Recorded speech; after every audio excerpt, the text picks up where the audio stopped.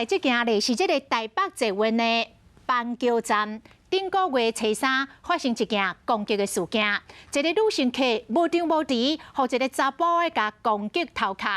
讲是因为这个查甫人当下身体无爽快，加上情绪无稳定，才会随机来攻击女乘客。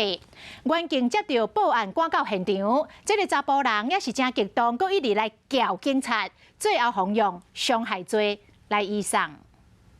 在阮邦桥站内底，一位小姐真惊狂，走去倒边，一位查甫人对伫后壁，因为头大查甫人可能因为情绪无稳定，攻击伊的头。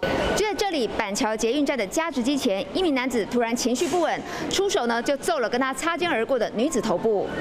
代志发生伫顶个月3号，站务人员接到通报，邦桥站务女乘客伫加达机边，互查甫人攻击，随去甲走动。你现在情绪激动疯狂我们依警执法将你管束，希望你不要抗拒你抗拒我们会依法使用戒具，可以吗？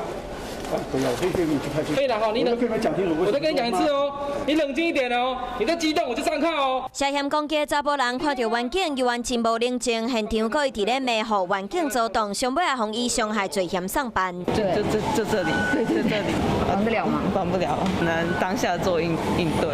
跟你以后处置的时候会一直往后看？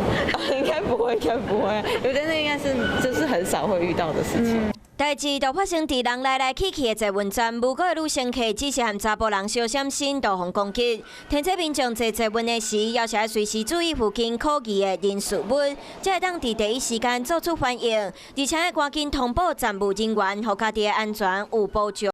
Hello， 大家好，我是乃瑜，要教给大家2个任务。第一个，华视新闻的脸书专页，你按赞了吗？